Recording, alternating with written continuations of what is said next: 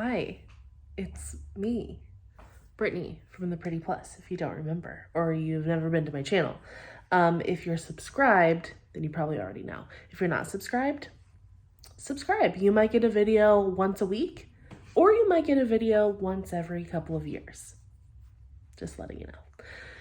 Anyway, if you don't know, I share a lot of information online on The Pretty Plus. I'm at The Pretty Plus on Instagram, Pinterest, Facebook, Twitter, X, TikTok. I'm in all those places, and I have a blog called theprettyplus.com. And for so many years, I have talked about a whole gamut of things. I've been a blogger for 12 years and have talked everything from plus size fashion to health, lifestyle, pretty much whatever I'm into at the moment, which now is a lot of like family, meal planning, budgeting, just like family lifestyle, and also just doing my due diligence to make sure I'm helping empower other women. And yeah, so that's a spiel about me if you haven't been around for a while or if you needed a reintroduction. But the reason I am coming on here today is because I have talked about budgeting on this YouTube channel specifically for quite a while. And I haven't done an update since the beginning of the year, where I thought I would be sharing with you my journey of like what it would look like for people who have like a median income. I have a husband and 3 children. So people who are making okay money, but not making like a substantial amount, and who don't really have much debt. So we, when I started the channel, started talking about budgeting, we're making a lot lower amount of money per month, per year. I'd say less than half of what we're making now. And we were digging our way out of debt. So we had I think it was like $25,000 worth of debt. I don't remember the exact number right now. I should have looked it up before I started this. But with interest, it was $45,000 that we paid off. We did that in about 18 months. It was a lot of work. I started using started with the Dave Ramsey. My hair is just everywhere. I started with the Dave Ramsey snowball method, and then my ideology doesn't really line up with Dave's, and it was a good place for me to start.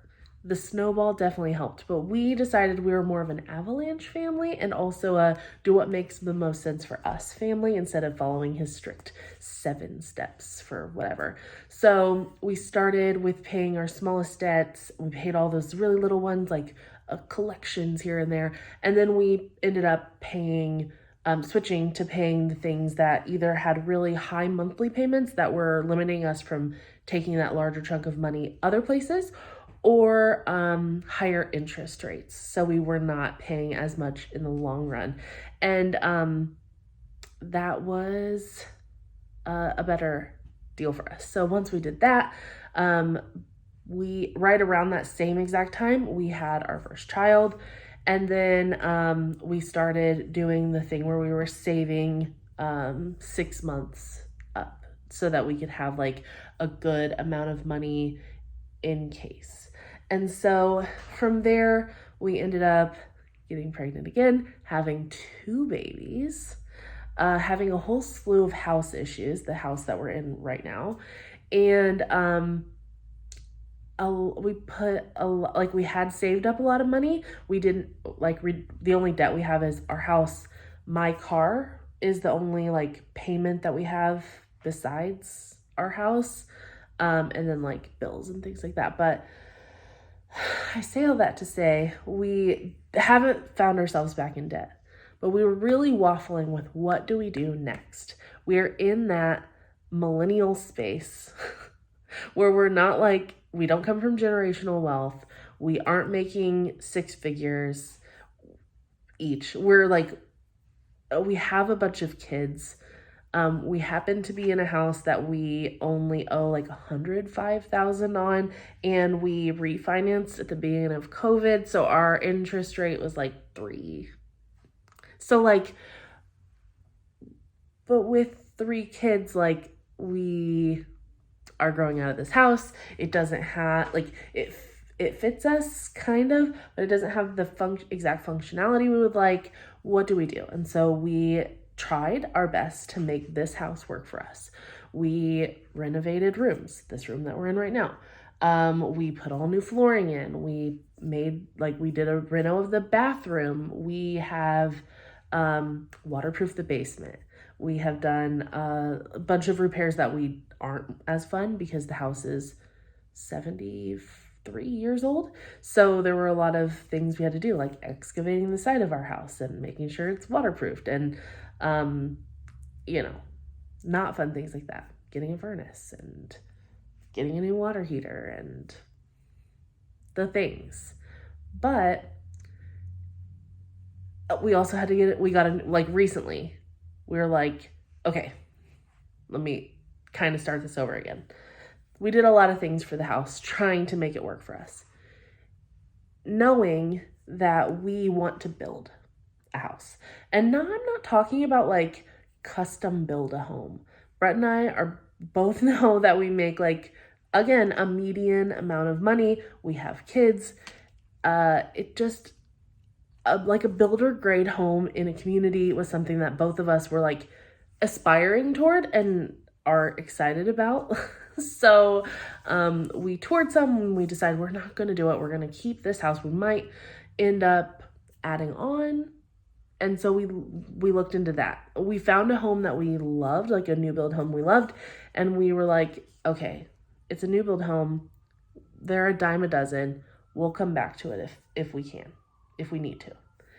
And so when I started seriously looking more into adding on to the house, which we would want one extra bedroom and another bathroom, the costs were looking like about $50,000. Now, people like us who are not used to having high debt, paying like $730 a month for our mortgage, that is a hard pill to swallow. We were easily able to get the funds, and our home equity was enough to cover it, so we wouldn't have to do like a high interest rate. But how home equity loans are right now, it still would have been like, I want to say like 7%. And we were like, no, that doesn't sound fun. We're at 3% for our house. Like, we'll end up paying, because we're like, okay, well then we want to pay it off in 5 years because we probably want to be out of here in 5 years, maybe 10 years. I say all that to say that didn't work out. It would have been like $2,200 to $2,500 a month to get us back out of that extra debt. And at that point, we could just buy the new build that we were looking at. So one of the things that was holding us back was the interest rates. Now, I have creepily followed interest rates just because it's something I'm interested in, the market and how it's doing, ups and downs. And I knew that the trend has been higher and then is being considered to come down, maybe. So people are getting like 7 or 8% interest rates when they're buying their homes, and that's with like good credit. We have very good credit, so that's not a concern of ours, but even knowing that our credit is good, it still was concerning. So when I found out that the new build house specifically that we liked, that there was one in a community that we really wanted to be in, and their interest, they have like a 4.99% interest rate special where the lender or the seller, the home builder, would buy down the interest rate. We ultimately decided to do it. And so I really wanted to share with you guys our thought process behind doing that.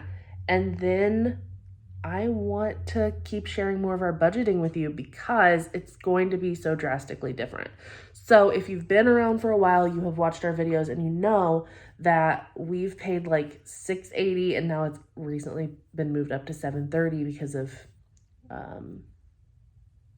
taxes and whatnot. But We'll be going from paying that 730 is what ours is right now, dollars per month, to paying closer to like $2,100 a month. And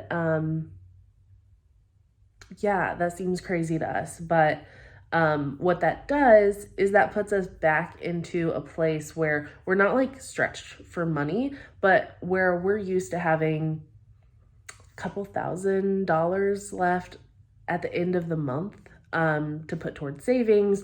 Or we have recently been like, instead of putting towards savings, like putting back into the house, that we will not have that. We'll have like 500 to 800, and we want to be mindful of what we're spending instead of kind of being a little lax. We've been pretty lax about where we're spending money, how much we're spending on groceries, how often we're grocery shopping. All of those things, they all come to a point, right? When we had to make the decision, do we get more strict with our budget? Do we not have the freedom to spend as, I would say, lazily as we had been, getting the kids kind of whatever we wanted to, and, you know, having groceries and going to dinner and going and doing all the things? Or did we want to make the decision to move our family, who is a very homebody type of family, to a house that fits our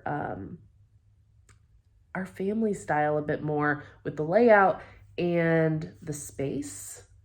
And so we obviously chose moving to a new home and investing in that. And so I want to say, the other thing I was thinking about with the interest rates is, when the interest rates go down, the houses are still going to be either the same amount of money or more. And it wasn't guaranteed that I would get the same house again in this area that we wanted to be in this community we wanted to be in. So very happy with the decision. I'm very excited. We sold our home, and we are waiting. We have 5.5 weeks until we move into our new home, and we have possession of this house until 5 days after our close at our new home. So we'll have time to move everything from here to there. And the new family that's moving into this house seems very excited to be here, and I'm excited about that because I do love this house. Like, it was a very hard decision. We brought our babies home here. We've made it home, and it feels like home. And there are so many things I do love and will miss so much about this house that we aren't able to have in the new house. This room being one of them. I've loved this room since before we moved in. It was like a thing for me, and then I've recently renovated it. It feels even more like my style.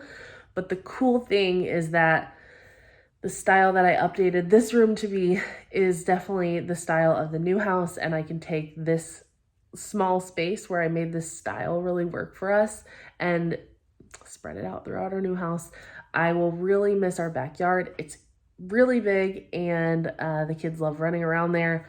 We'll be in a new community where the backyard is much smaller, but it's not tiny. Ours isn't tiny. We chose a lot that was bigger. And the privacy in the backyard will probably be missed. We have like a big privacy fence, and in our new community, we can only have like a certain kind of fence that's not a privacy fence. And that's I mean, there's a pond behind our house, so there'll still be privacy, just not kind of what we're used to. And then the big bummers for us are moving away from my family is in this town, so we're moving like 40 minutes away, closer to the Indianapolis area, which is where Brett and I socially are in Indianapolis. My work, a lot of my networking, my friends, Indianapolis area, and same for Brett. Will be 10 minutes from his job. He has an office job in the town we're moving to, and I work from home, but the place that like we get together for my work is like 20 minutes down the road, and the co-working space I go to, Maven Space if you're in the Indy area, is 20 minutes away. And so that'll be so nice. But then the other terrible thing is our nanny, and we don't know what's happening with that yet. I will be doing a lot of driving for like 5 months. We're keeping Clara in her school. And so I'll be driving Clara 40 minutes in the morning to get to school. And then I will also be dropping the twins off to their current nanny. So it'll be like a babysitter type of situation instead of a true nanny situation. And then I'll be driving home, and then Brett will be picking them up after he's done with work. So that is only temporary. We're doing that until Clara's done with school because we don't want to have her move schools. And actually, we can't really have her move schools, and that's a weird situation. But the program she's in is not transferable to any of the schools in the area we're going to. And then that allows us to keep our nanny for a while longer, and then maybe she'll decide she wants to drive, but probably not. And then we'll have to figure out what life looks like for the twins after that. Daycare or a new nanny, maybe part-time nanny. I'm not sure at all. But I thought I would give you guys that update so that the next time I make a video about my budget and show you my budget spreadsheet again and show you like what our budget's looking like and like estimating like what's going on for the next month, you'll understand when I say that we're getting like $100,000 into our account and then spending like, we're putting like a large, we're getting a lot of money back from the equity of our house, and we're putting most of that back into our new house to make sure the mortgage payment is lower. And yeah, I just thought I wanted to share this with you, because if you have been following my budget journey for a while and you've been following me on YouTube, then you know all about it, and you know that this is kind of a big change for us. It's an exciting change, and I hope to share with you guys as much of it as possible. I'll update you in ways that you want, but if you have questions, please leave them in the comments. I know my people who usually follow me have not been super heavy commenters, but have sent me emails a lot or messaged me on Facebook or Instagram. Still open to that. Definitely open to comments too. So yeah, if you don't follow me on any of the other platforms, I'd love to have you there as well. Again, I'm at The Pretty Plus on Instagram, Pinterest, Facebook, Twitter, and TikTok. And I would say I'm most responsive, or like I post the most on TikTok and Instagram. Yeah, thank you guys for listening. If you made it this far, I kind of rambled for a long time, but I thought it was some interesting information, and I will just share more with you as time goes on and keep you updated about the new house. Even if you want to see like what that process is like, of the building process, I'm happy to do that too. It's been really interesting so far, and I will chat with you soon. Bye everyone.